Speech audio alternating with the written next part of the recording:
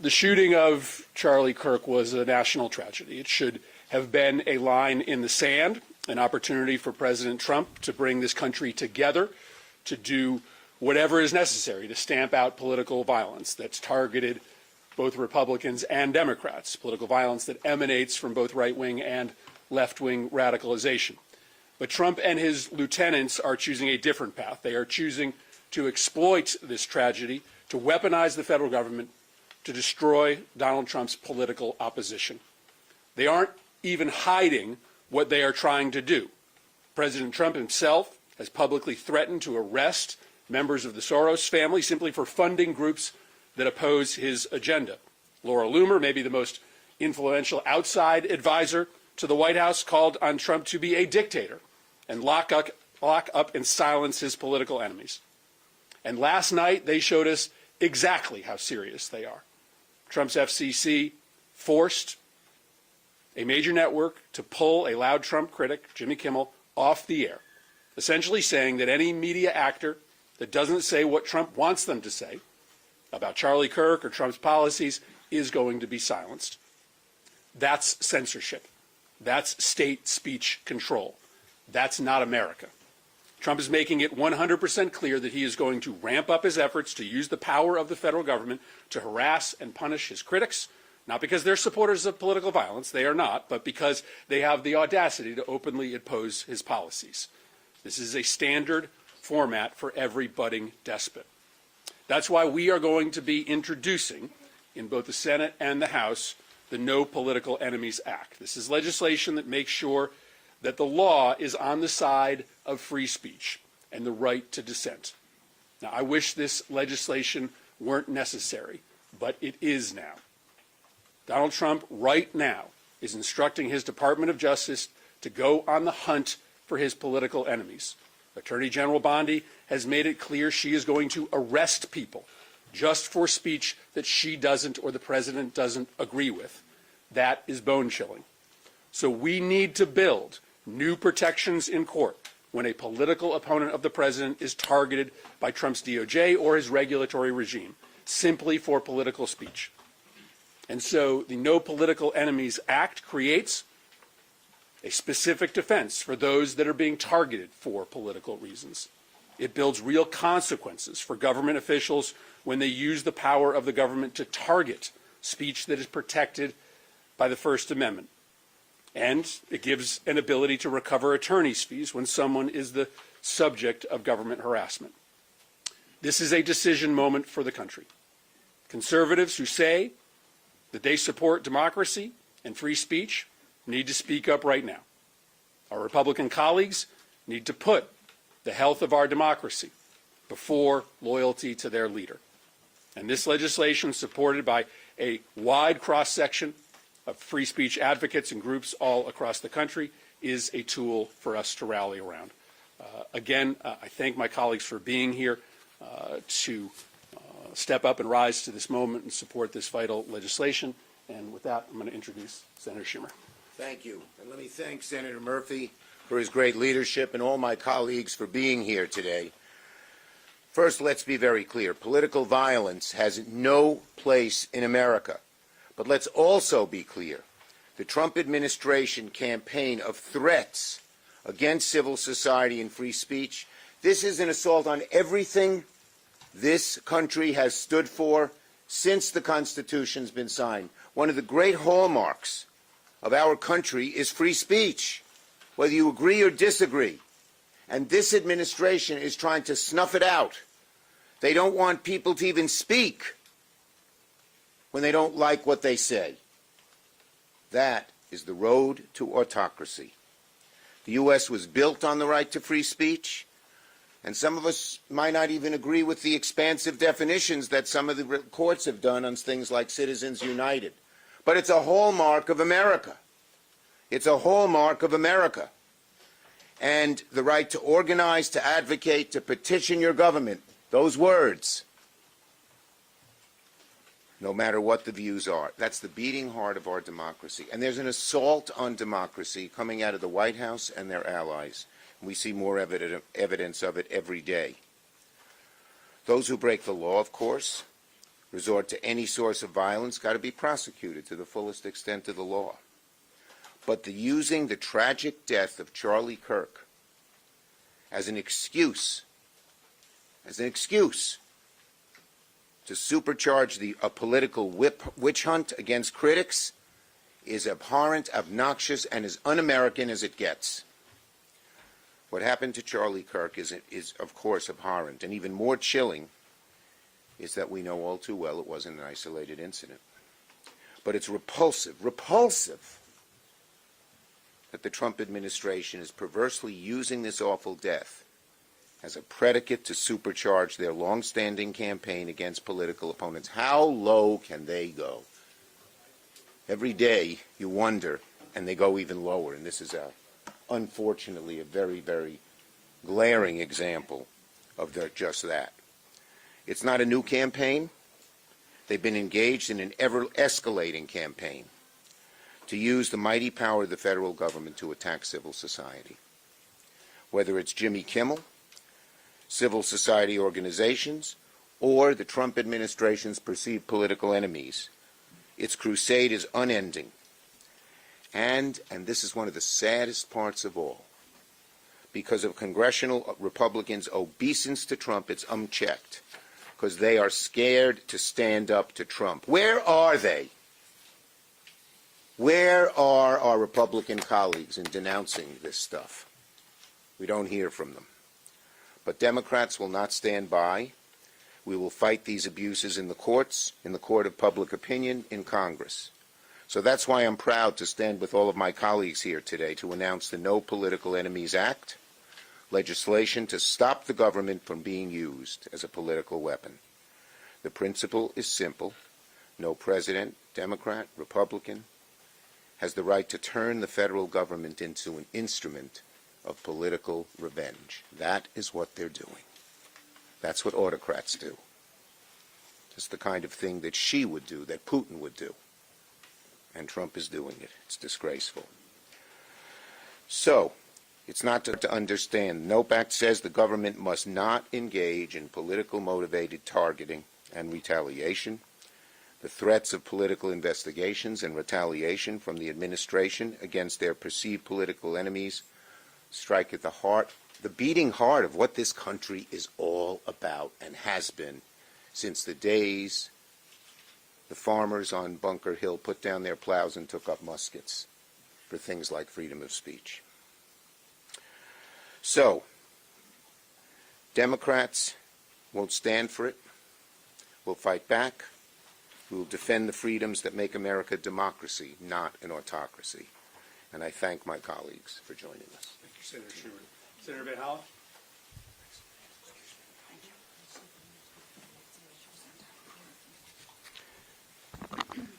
I want to start by thanking Senator Murphy, my fellow senators and fellow House members for advancing this initiative to protect First Amendment rights in the United States of America. We shouldn't have to be here today. The First Amendment is crystal clear. The government may not use its power to squash political dissent. That is textbook First Amendment. But that is what President Trump has been doing since the beginning of his administration, and now they've announced their intention to dramatically step up that effort. In the aftermath of the terrible murder of Charlie Kirk, President Trump could have united the country. He could have united the country behind the simple principle that political violence is unacceptable regardless of the source. Instead, he and his lackeys in the Trump administration, at the DOJ, at the FBI, at the FCC, and elsewhere, have decided to weaponize that horrible murder for his own political purposes, to use government power to crack down on dissent and to go after his critics. This is not new for this administration. Donald Trump claimed to be a champion of the First Amendment at the same time he was locking up students for exercising it, and the Trump administration has been going after universities and law firms and media outlets for political purposes, targeting them for political reasons. But this new attack on free speech is now accelerating. Trump and his Attorney General have vowed to go after groups and organizations whose views they disagree with. Just the other day, FCC Chair Brendan Carr threatened Disney, ABC, and Jimmy Kimmel. Here's what he said. I'm going to read one line from what he said. He said, quote, "We can do this the easy way or the hard way. These companies can find ways to change conduct and take action, frankly, on Kimmel, or there's going to be additional work for the FCC ahead." That is a textbook example of violation of the First Amendment, using government power, abusing government power. The FCC chair essentially threatening to use his power over licenses and mergers to pressure companies to fire Kimmel. Shamefully, ABC fell in line. They capitulated. They didn't have to, but they did.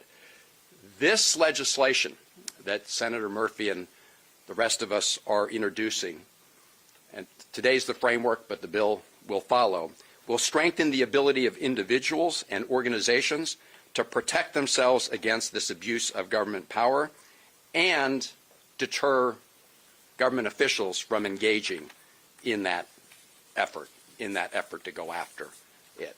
That's why we need to pass this legislation.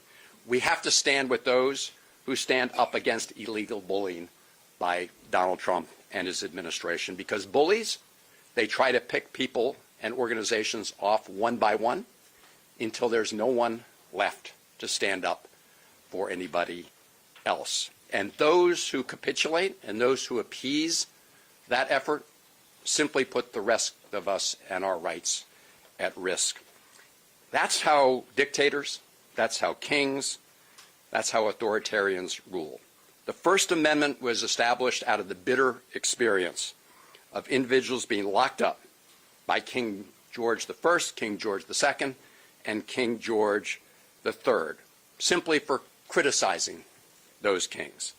We fought a revolution in this country over that, and we're not going back.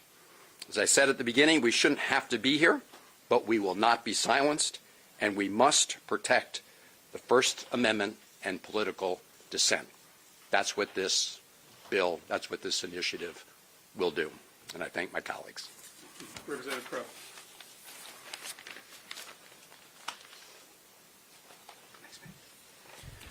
Thank you to Senators Murphy and Van Hollen in particular for conceiving of this legislation, and to all my colleagues standing here. We stand here united against political violence, condemning it in all of its forms and all of its motivations. And we stand here united in the breach, in defense of the American right to speak, to protest, to dissent. I went to war 3 times for this country. I swore many oaths to protect the Constitution, to protect this nation when I did so. And when I did that, I did it knowing that I would be called upon potentially to give my life in defense for people to say things that maybe I disagreed with. Because that is who we are. That is what generation and generation of American before us has done, has sacrificed and sometimes given their lives. So we can disagree, we can debate, we can find that path to a more perfect union.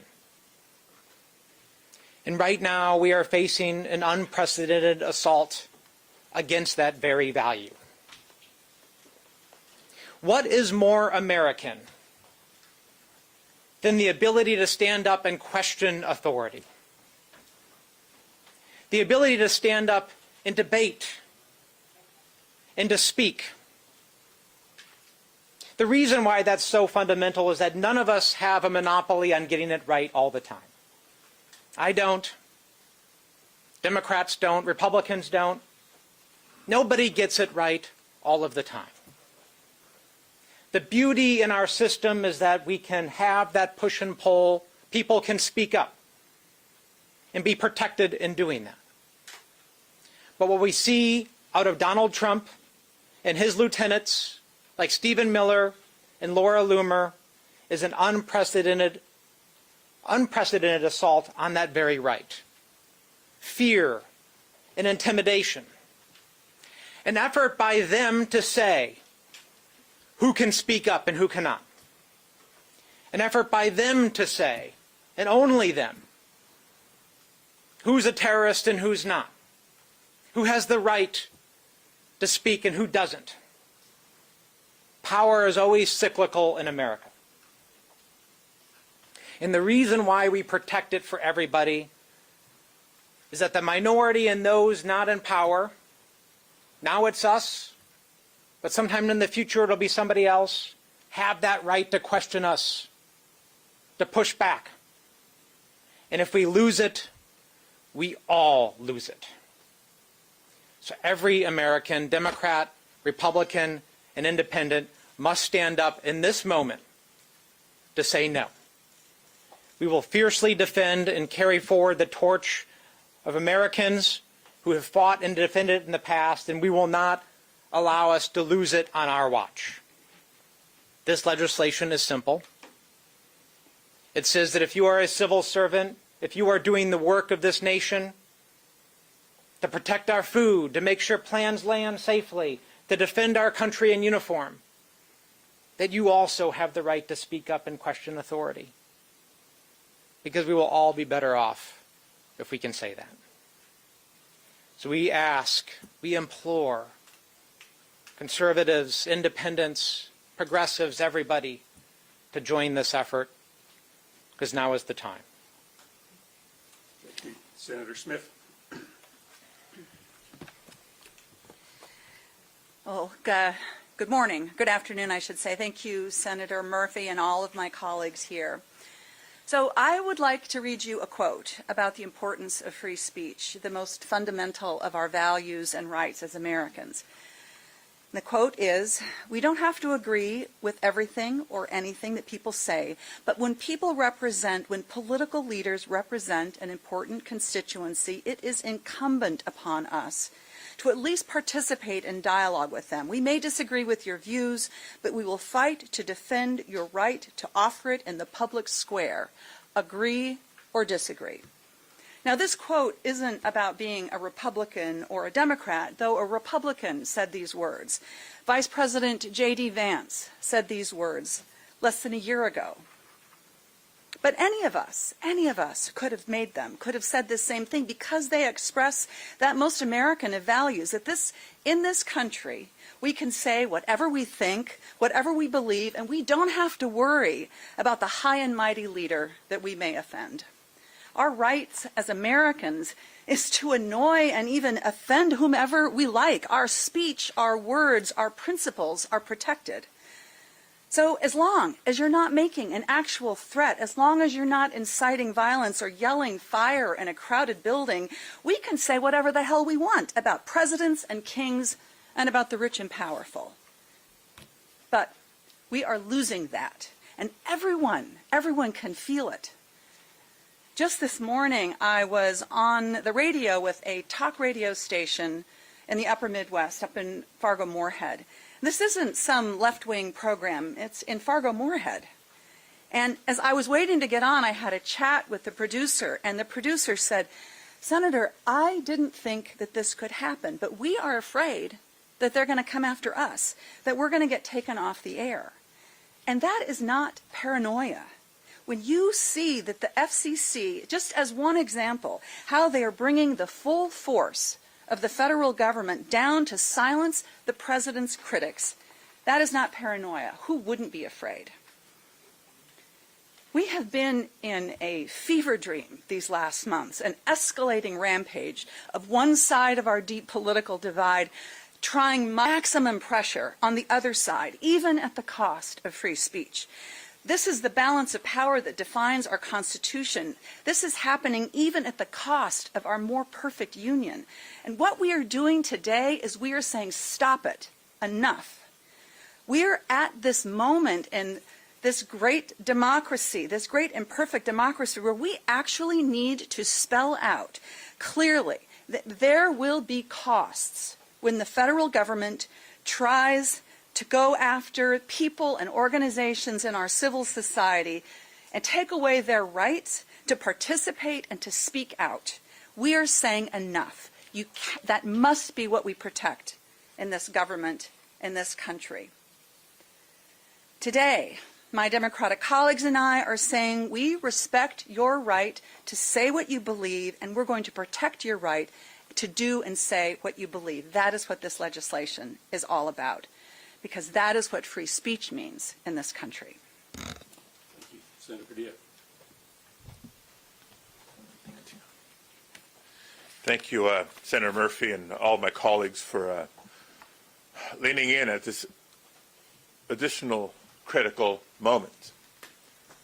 This is the United States of America, where since the beginning we have protected free speech. That's why we're here today, because we have a president and an administration that has been weaponizing the government against their critics, plain and simple. An attorney general who is vowing to prosecute Americans for what she alone deems hate speech. A president who threatens a reporter with prosecution for asking a question about that. And Donald Trump personally suing the New York Times and the Wall Street Journal for publishing stories that he doesn't like. And just last night, ABC announcing they're pulling down Jimmy Kimmel's show following the pressure from the chairman of the FCC. Now, what happened to Jimmy Kimmel last night, and Stephen Colbert for that matter, isn't just about one comedian or one television personality or any one network. It's about whether we as Americans still have the freedom to laugh at those in power, to question authority, and to tell the truth without fear of retribution. Now, history shows us that when leaders start silencing entertainers and journalists and critics, it's not because they're strong, it's because they're weak. So we have to ask, what is this administration afraid of? They're afraid of accountability, plain and simple. They're afraid of being questioned and their record being held up to the light. Because when the record is exposed on health care, on the economy, on corruption, they know the American people won't stand for it. And so make no mistake, they are looking for excuses to crack down on dissent. I'm proud to represent California, and California knows these efforts far too well. We've seen Trump respond to overwhelmingly peaceful protests in Southern California to federalize and send in National Guard troops and then deploy the Marines into an American city. We see it today as Donald Trump is trying to extort UCLA and other universities for not falling in line with his agenda. And I experienced it personally when I had the audacity to ask a question at a press conference with the Secretary of Homeland Security and was thrown to the ground and handcuffed. So today, it's no surprise that the Trump administration is using the horrific assassination of Charlie Kirk last week to justify its latest crackdown. And we have all denounced that assassination. We have all denounced political violence in all its forms anywhere in our country. Now, you could disagree with just about everything he stood for, or agreed with him for that matter, but in the spirit of Charlie Kirk, he came to debate. And he was proud to say so. He came to debate and to exercise his right to free speech, no matter how controversial. So we're here to help protect that right for all Americans through legislation to prevent the President of the United States from punishing people for constitutionally protected speech. Because the day that we stop fighting for our rights is the day that we lose them. And we're not going to go quietly. Thank you, colleagues. Thank you, Senator Murphy.